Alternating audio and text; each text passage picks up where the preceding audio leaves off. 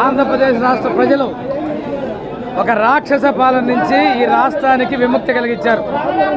అందులో భాగంగా ఈరోజు మన ప్రీతమ నాయకులు నారా చంద్రబాబు నాయుడు గారు ఈ రాష్ట్రానికి ముఖ్యమంత్రి కావటం, చాలా సంస్కరణలు ప్రకటించడం జరిగింది.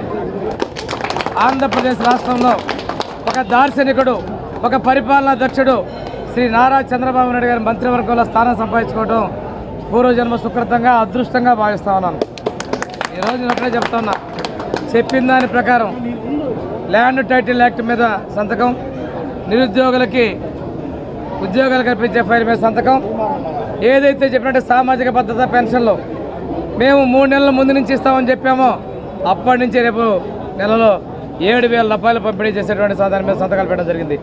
మా ప్రభుత్వం విడతల వారి ప్రభుత్వం కాదు, చేతల ప్రభుత్వం, ప్రజా సంక్షేమాన్ని అభివృద్ధిని కోరుకునే ప్రభుత్వాన్ని సిద్ధశుద్ధి చూపించాం. శాంతి భద్రతలో అదుపు తప్పుతున్న ఈ రాష్ట్రంలో వచ్చినటువంటి 5 రోజుల్లోనే శాంతి భద్రతలు కంట్రోల్ చేయగలిగామంటే ఇది మా నాయకుడి సత్తాన్ని నేను చేస్తా ఉన్నాం. ఈ రోజున చాలా సవాళ్ళు ఉన్నాయి, రాష్ట్రం అప్పుల్లో ఉంది. వీటన్నిటి మీద శ్వేతపత్రాలు త్వరలో విడుదల చేయబోతున్నాం.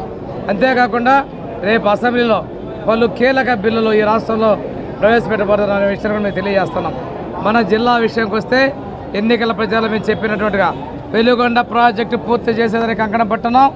ఏదైతే జల ప్రాజెక్టు, నీటి ప్రాజెక్టు నిర్లక్ష్యం గురయ్యాయో వాటన్నిటి పూర్తి చేస్తామని తెలియజేస్తున్నాం. సంగమేశ్వరం కావచ్చు, గుళ్ళకమ్మ కావచ్చు, మిగిలిన పథకాలను కూడా మేము నాంది పూర్తి చేస్తామని తెలియజేసుకుంటూ